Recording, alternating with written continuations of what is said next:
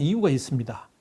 지금 미국 내 SNS에서는 이 우편 투표의 문제점들을 제기하는 주장들이 본물을 이루고 있습니다. 한 트위터리아는 이 위스콘신에서 새벽 3시 반부터 4시 반까지 1시간 사이에 바이든 표 12만 표가 쏟아진 점을 언급하면서 이건 명백한 부패라고 지적을 했습니다. 자, 지금 한번 그림 한번 보시죠.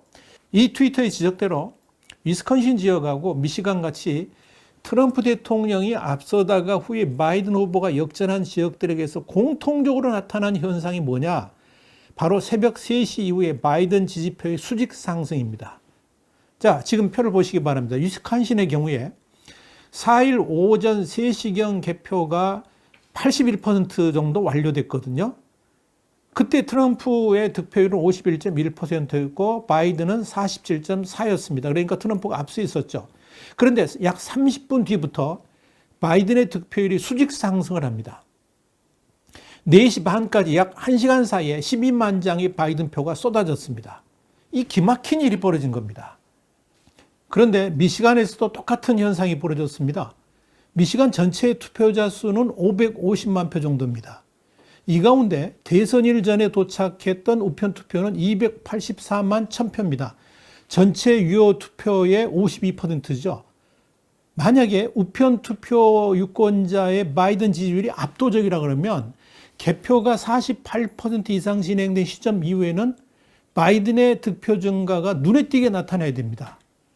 그때부터 우편 투표들이 개봉됐기 때문에 그런 거죠. 그런데 이 지역에서는 개표 86%까지 트럼프가 득표율 49.4%로 바이든의 48.9%에 앞서 있었습니다. 오전 6시 20분께 바이든의 수직 구간, 지금 그래프에 보이시죠? 이것이 등장하면서 격차가 극적으로 좁혀졌고 그 이후에 개표가 99% 완료된 현재 바이든 50%, 트럼프 48%로 역전된 겁니다. 물론 미국의 주요 매체들은 이런 현상에 대해서 우편 투표한 유권자가 민주당 지지율 높다는 거죠. 한 60에서 70% 높기 때문에 당연히 나타나는 현상이라고 말을 하는데요. 그런데 이런 설명으로는 도저히 이게 이해가 안 가는 부분이라는 이야기입니다. 위스콘신도 한번 보시기 바랍니다. 총 투표자 수가 327만 3천 명이고요.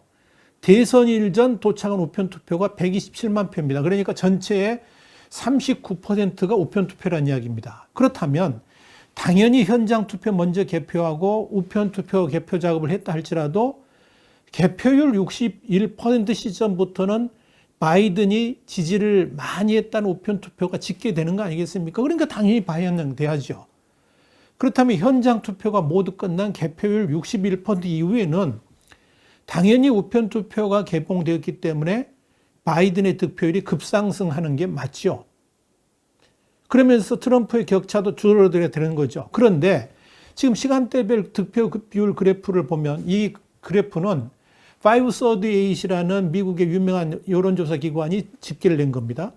자, 이걸 보면 딱 일정한 시간대인 오전 3시 반에서 4시 반 사이에만 바이든의 득표가 수직 상승을 했습니다. 그랬다가 다시 완만한 상승세를 그리는 이런 정말 기이한 곡선이 그려지고 있습니다. 이게 도저히 이해할 수 없는 상황이란 이야기죠.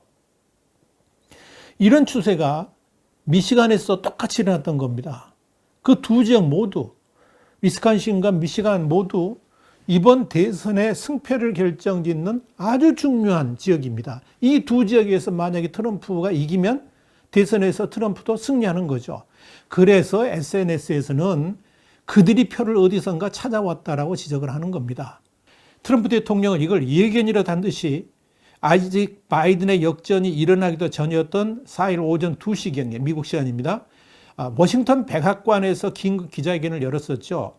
그러면서 그때 뭐라고 그랬습니까? 이것은 미국 국민을 상대로 한 사기라고 그러면서 우편 투표를 강하게 비판했던 것입니다.